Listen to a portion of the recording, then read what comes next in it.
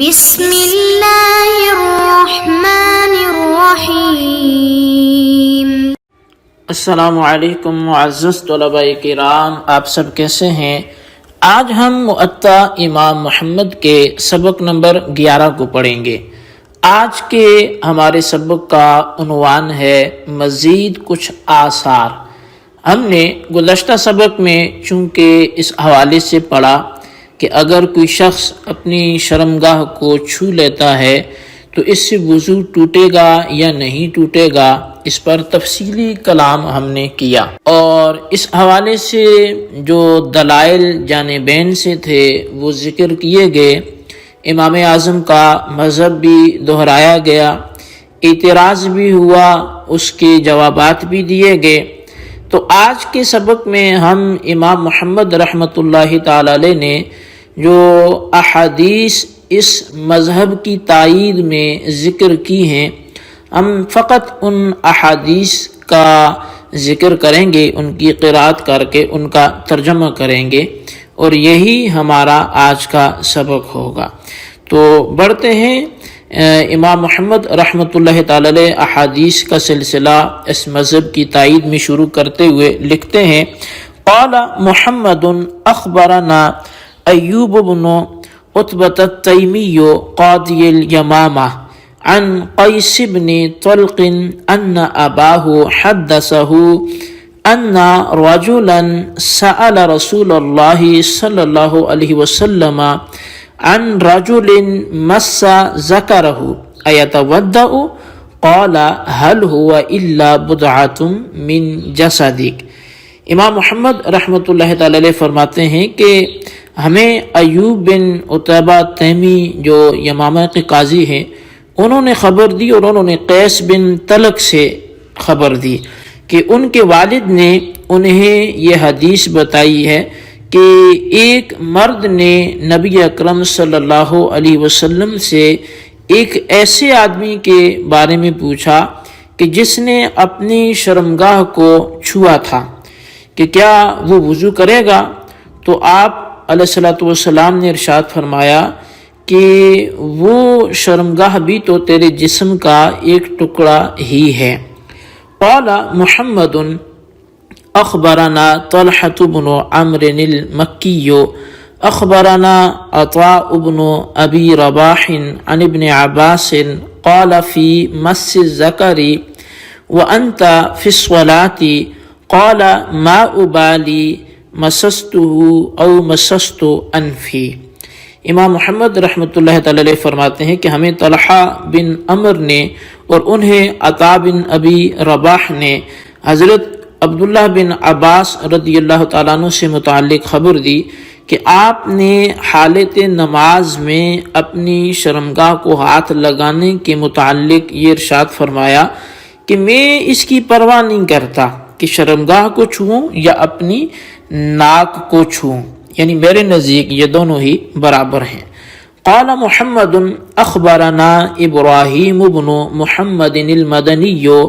اخبرنا صالح مولى توأمة عن ابن عباس قال ليس في مس الذکر وضوء۔ امام محمد فرماتے ہیں کہ ہمیں خبر دی ہے ابراہیم بن محمد مدنی نے، اور ان کو خبر دی توأمہ کے مولا نے ابن عباس رضی اللہ تعالیٰ عنہما سے، انہوں نے فرمایا کہ مس ذکر میں وضو نہیں ہے۔ قال محمد اخبرنا ابراہیم بن محمد المدنی اخبرنا الحارث بن ابی ذباب انہ سمع سعید بن المسیب یقول لیس فی مس الذکر وضوء۔ امام محمد رحمۃ اللہ تعالی علیہ فرماتے ہیں کہ ہمیں ابراہیم بن محمد مدنی نے اور انہوں نے حارث بن ابی ذباب سے خبر دی کہ انہوں نے حضرت سعید بن مسیب رضی اللہ تعالی عنہ کو یہ فرماتے ہوئے سنا کہ شرمگاہ کو ہاتھ لگانے سے وضو لازم نہیں ہوتا۔ قال محمد اخبرنا ابو العوام البصری قال سأل رجل عطاء بن أبي رباح قال يا أبا محمد رجل مس فرجه بعدما توضأ. قال رجل من القوم أن ابن عباس رضي الله عنهما قال كان يقول إن كنت تستنجسه فاقطعه. قال عطاء بن أبي رباح هذا والله قول ابن عباس. یہاں امام محمد رحمۃ اللہ تعالی علیہ وہ فرماتے ہیں کہ ہمیں ابو العوام بصری نے بتایا کہ ایک مرد نے جناب عطاء بن ابی رباح سے پوچھا کہ اے ابو محمد، ایک شخص نے وضو کرنے کے بعد اپنی شرمگاہ کو چھو لیا ہے تو کیا اس پر وضو اس کا ٹوٹے گا یا نہیں ٹوٹے گا؟ تو مجلس میں موجودہ لوگوں میں سے ایک شخص نے کھڑے ہو کے کہا کہ بے شک حضرت عبداللہ بن عباس رضی اللہ تعالیٰ عنہ یہ فرمایا کرتے تھے کہ اگر تو اس شرمگاہ کو ناپاک سمجھتا ہے تو اسے کاٹ کر پھینک دے۔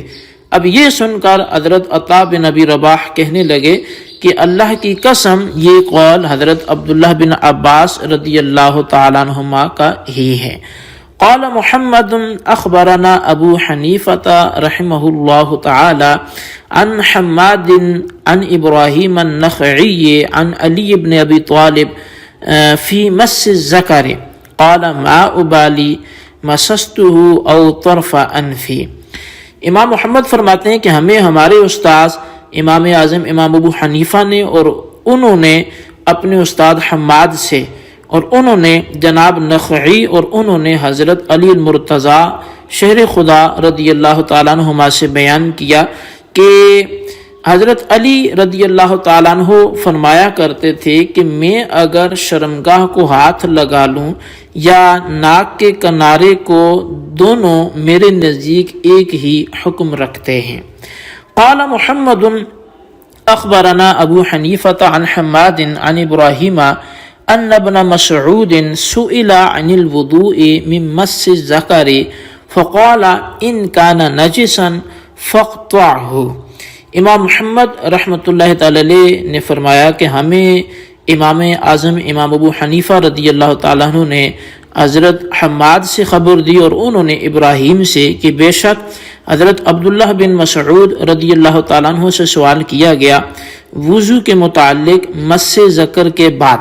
تو انہوں نے فرمایا کہ اگر یہ نجس ہے تو اس کو کاٹ کر پھینک دو۔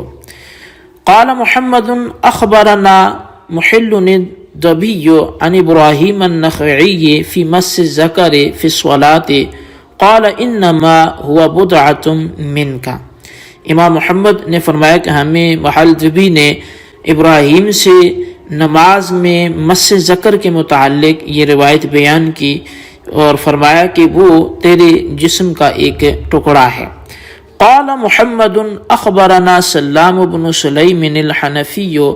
عن منصور بن المعتمر عن ابی قیس عن ارقم بن شرحبیل قال قلت لعبد الله بن مسعود انی احک جسدی وانا فی الصلاة فامس ذکری فقال انما هو بضعۃ منک۔ اب امام محمد رحمۃ اللہ تعالی علیہ فرماتے ہیں کہ ہمیں سلام بن سلیم حنفی نے منصور بن معتمر سے خبر دی اور انہوں نے ابو قیس اور انہوں نے ارقم بن شرحبیل سے بتایا کہ میں نے عبداللہ بن مسعود رضی اللہ تعالیٰ عنہما سے پوچھا، دوران نماز میں اپنے جسم کو کہا کہ میں کھجلاتا ہوں، خارش کرتا ہوں، تو کیا میں شرمگاہ کو ہاتھ لگا سکتا ہوں؟ تو انہوں نے فرمایا کہ وہ تیرے جسم کا ایک ٹکڑا ہی تو ہے۔ قال محمد اخبرنا سلام بن سلیم عن منصور المعتمر عن السدوسی عن البراء بن قیس قال سألت حذیفة بن الیمان عن الرجل مس ذکرہ فقال انما هو كمسه رأسه۔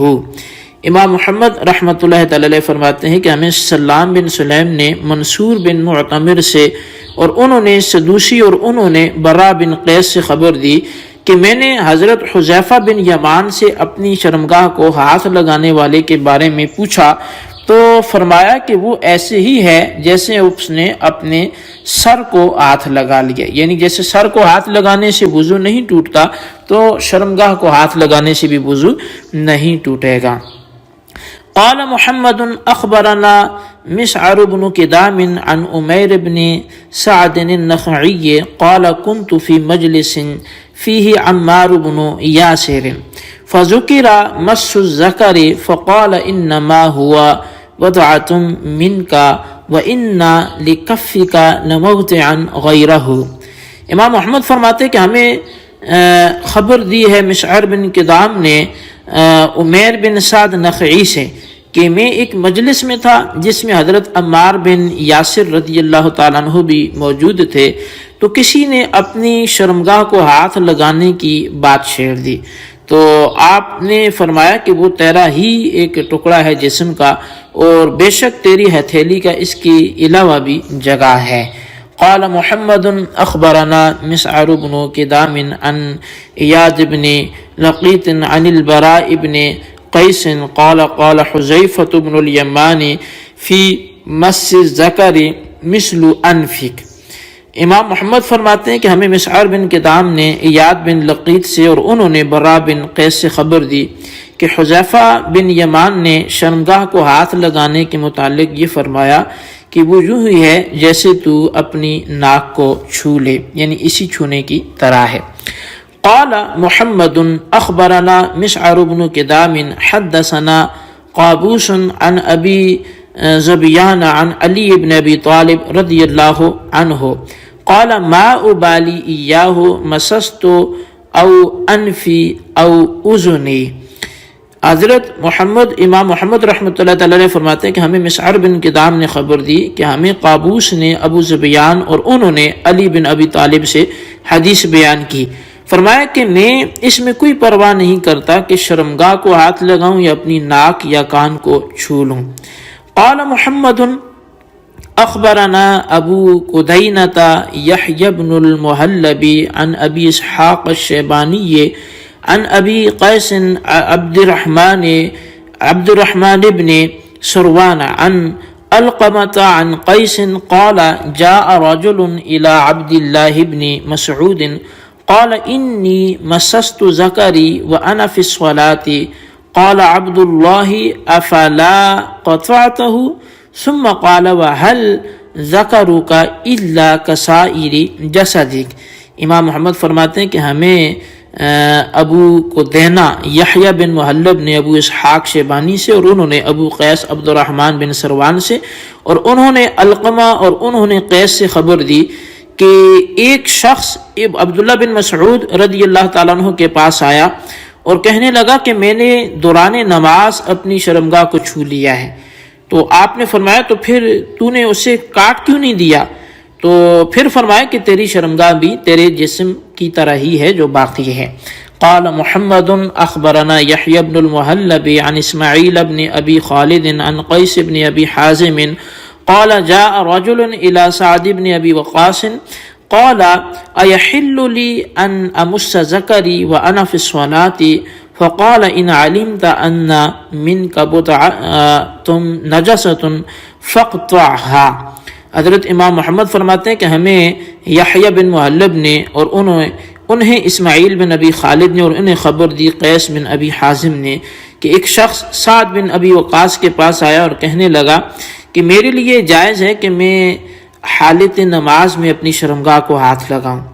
اب یہ سوال پوچھا تو فرمایا اگر تو اپنے جسم کے کسی حصے کو ناپاک سمجھتا ہے تو اسے کاٹ کر پھینک دے۔ ہمیں اب یہاں پر یہ سیکھنے کو ملا کہ اس کا مطلب ہے وہ ناپاک نہیں ہے۔ ایک آخری حدیث آج کے حوالے سے اور پھر ہم سبوں کو کلوز کرتے ہیں۔ قال محمد اخبرنا اسماعیل بن عیاش قال حدثني حریث بن عثمان عن حبیب بن عبید عن ابی الدرداء انه سئل عن مس الذکر فقال انما هو بضعۃ منک۔ امام محمد فرماتے کہ ہمیں اسماعیل بن عیاش نے خبر دی اور انہیں جو خبر دی وہ حریث بن عثمان نے اور انہیں حبیب بن عبید نے اور انہیں ابو دردہ نے بیان کیا کہ جناب حضرت ابو دردہ رضی اللہ تعالیٰ عنہ سے شرمگاہ کو ہاتھ لگانے کے متعلق پوچھا گیا تو آپ نے فرمایا وہ تیرا ہی ایک ٹکڑا ہے۔